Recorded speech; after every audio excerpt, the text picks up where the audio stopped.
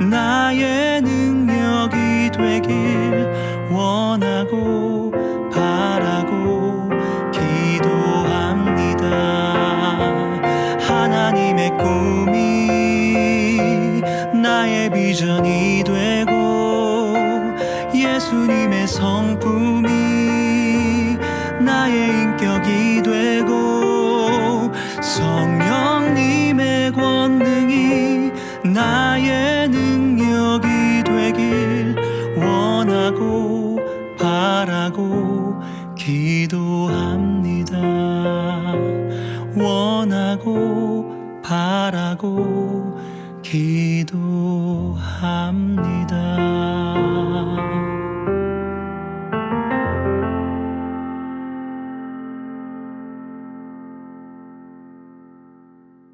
이 시간 기도함으로 새벽 예배를 시작하겠습니다. 살아계신 하나님 아버지 감사드립니다. 새로운 하루 우리에게 주심에 감사드리고 또 새로운 한 주를 시작할 수 있게 해주심에 감사드립니다. 주님께서 허락하신 오늘의 하루를 통해 주님을 높여드리기를 원합니다.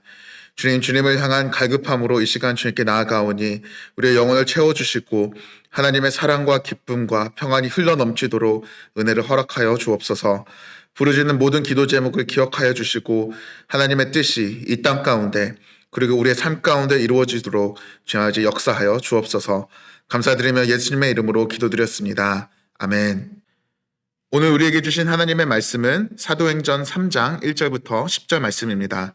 제가 말씀을 봉독하겠습니다.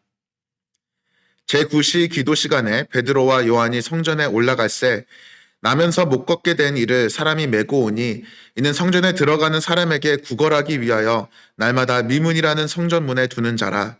그가 베드로와 요한이 성전에 들어가려 함을 보고 구걸하거늘 베드로가 요한과 더불어 주목하여 이르되 우리를 보라 하니 그가 그들에게서 무엇을 얻을까 하여 바라보거늘 베드로가 이르되 은과 금은 내게 없거니와 내게 있는 이것을 내게 주노니 나사렛 예수 그리스도의 이름으로 일어나 걸으라 하고 오른손을 잡아 일으키니 발과 발목이 곧 힘을 얻고 뛰어서서 걸으며 그들과 함께 성전으로 들어가면서 걷기도 하고 뛰기도 하며 하나님을 찬송하니 모든 백성이 그 걷는 것과 하나님을 찬송함을 보고 그가 본래 성전 미문에 앉아 구걸하던 사람인 줄 알고 그에게 일어난 일로 인하여 심히 놀랍게 여기며 놀라니라.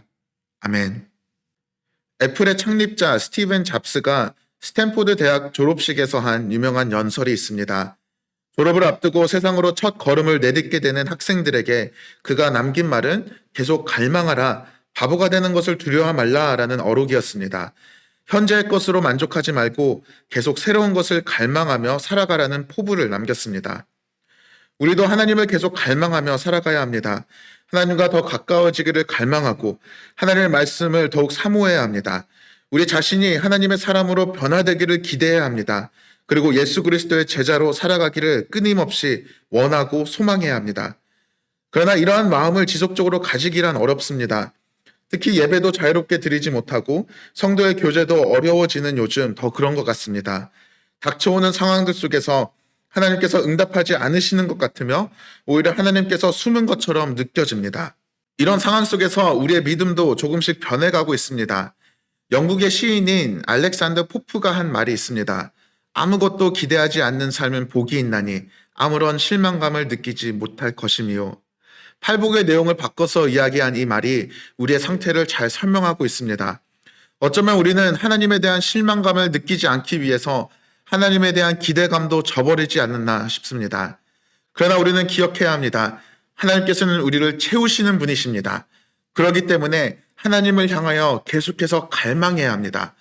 오늘 본문에서 현재 상태에 만족해야 하는 듯한 인물이 한 명 등장합니다. 나면서부터 걷지 못하는 한 사람이었습니다. 그는 스스로 걷지 못해서 일도 하지 못하는 그런 사람이었습니다. 그래서 사람들은 그를 메고 성전에 들어가는 사람들에게 구걸하기 위해서 날마다 미문이라는 성전 문 앞에 그를 두었습니다. 이 미문이라는 이 성전 문은 정확히 어디 있는지 알 수 없지만 성전 안으로 들어가는 문 중 하나였습니다. 그곳은 사실 구걸하기가 매우 좋은 장소였습니다. 유대인들은 동정을 표현하고 자비를 베푸는 것을 하나님이 부여한 중요한 임무라고 생각했습니다. 특히 기도하기 위해 성전으로 들어가는 사람들은 걷지 못하는 사람을 그냥 지나치지 못했을 겁니다. 또한 성전에서 하루 3번 중요한 기도 시간이 있었습니다. 미문은 기도하기 위해 성전으로 들어가는 사람들로 언제나 붐볐습니다. 구걸하기 위해서 사실 미문보다도 더 적합한 장소는 없었다고 볼 수 있습니다. 그러나 그가 매일 미문에 머물었던 이유가 또 한 가지 있습니다. 성전 안으로 더 들어가지 못했기 때문에 그는 미문에 머물었습니다. 걷지 못하는 장애가 있는 사람은 미문을 넘어서 성전 안으로 출입이 허용되지 않았습니다.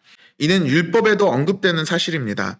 레위기 21장 17절 말씀을 보시면 육체에 흠이 있는 자는 하나님의 음식을 데리러 가까이 오지 못할 것이다 라고 기록되어 있습니다. 육체에 흠이 있는 자들 중에는 맹인, 다리를 저는 자 등 등이 굽은 자들이 포함되어 있습니다. 사무엘하 5장 8절 말씀에도 이 같은 내용이 반복되고 있습니다. 맹인과 다리 젓는 사람은 그 집에 들어오지 못하리라 하더라. 이 집은 바로 성전을 의미를 합니다. 다리를 저는 자, 곧 장애가 있는 사람들은 성전 안으로 들어오지 못하도록 그 출입이 허가되지 않았습니다. 즉, 이 인물이 미문에 머물 수밖에 없었던 이유는 성전 안으로 들어가지 못했기 때문입니다. 그는 하나님과의 관계가 완전히 끊어졌습니다. 성전 안으로 들어가 예배하지 못했고 기도도 하지 못했습니다. 다시 말해 육체적인 장애나 경제적인 어려움보다도 이 사람에게 가장 큰 문제는 바로 영적인 메마름이었습니다. 그러나 오늘 본문에서는 그는 이 사실을 인식하지 못하는 것처럼 보입니다.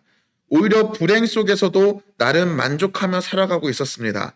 그에게는 매일 미문으로 데려다 줄 든든한 사람들이 있었고 힘들지만 하루하루 구걸하면서 살아갈 수 있었습니다.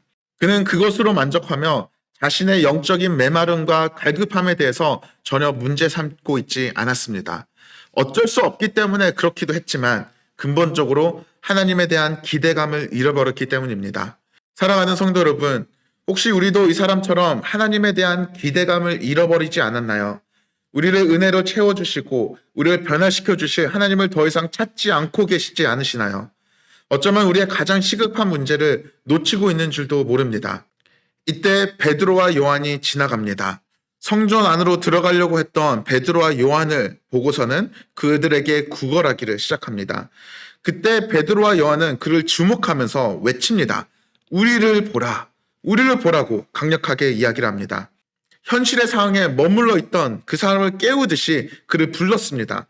더 이상 은과 금을 보지 말고 더 중요한 것이 있다는 것을 알려주기 위해서 그를 지목하고 그를 불렀습니다. 바로 예수 그리스도입니다.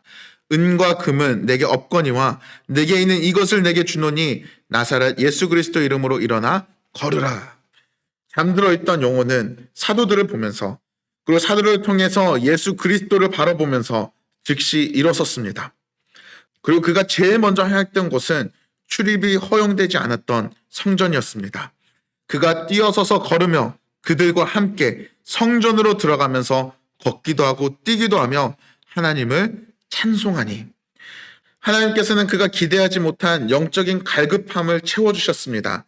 그를 하나님을 찬송하며 감사하는 예배자로 세웠고 또한 예수 그리스도의 제자로 변화시켰습니다. 10절 말씀을 보면 성제 안에 있는 사람들이 심히 놀랍게 여기며 놀랐다라고 그렇게 기록되어 있습니다. 하나님의 영광이 그를 통해서 드러나게 된 것입니다. 처음에는 은과 금만을 구하며 구걸할 좋은 장소만 기대했던 그런 사람이었지만 하나님께서는 그가 예수 그리스도를 보도록 은혜를 주셨습니다. 전혀 기대하지 않았지만 하나님의 생명과 축복을 누리도록 하셨습니다.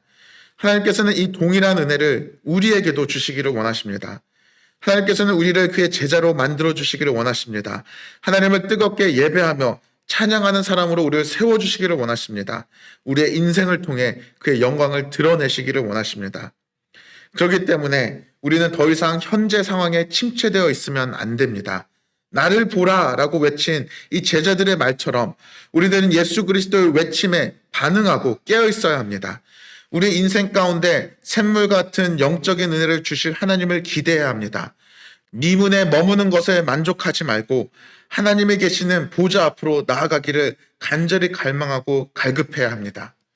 때로는 우리의 갈급함이 갈급함으로 남는 것 같아서 힘들거나 지칠 때가 있습니다. 그러나 갈급함은 우리 영혼이 잠들었다는 표시가 아니라 우리가 살아있다는 증거입니다.